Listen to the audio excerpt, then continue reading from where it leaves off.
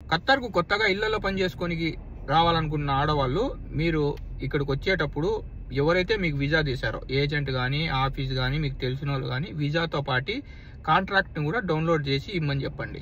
ఎందుకంటే మీకు గనక ఇక్కడికి వచ్చిన తర్వాత పని నచ్చకుంటే మీరు 3 నెలలలోపు రిటర్న్ వెళ్ళిపోయే ఆప్షన్ ఉంటుంది.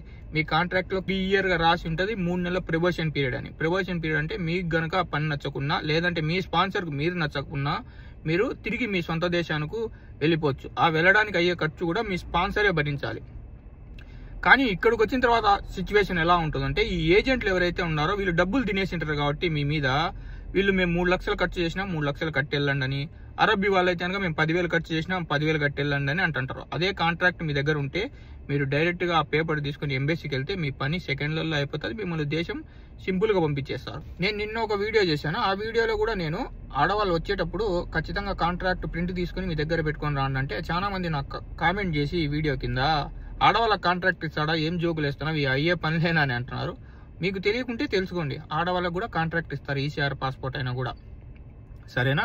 ఏజెంట్ బ్రోకర్లు ఎవరైతే ఉన్నారో వాళ్ళు మీకు ఇవ్వరు. ఎందుకు తెలుసా? ఖత్తర్కు వచ్చేటోళ్ళు ఆల్మోస్ట్ ఆల్ రిటర్న్ కద్దామని రిటర్న్ డ్రైవర్లు వస్తారు. మీ కాంట్రాక్ట్లో మీ స్పాన్సర్ ఫోన్ నెంబరు, మీ స్పాన్సర్ ఫుల్ అడ్రస్ ఉంటుంది. మీ ఫోన్ నెంబర్ కనుక దొరికితే డైరెక్ట్ మాట్లాడుకొని వస్తారు కదా. ఏజెంట్ కనుక చిల్లర డబ్బులు మిగలవు కదా, అందుకని వాడు ఇవ్వడు మీకు.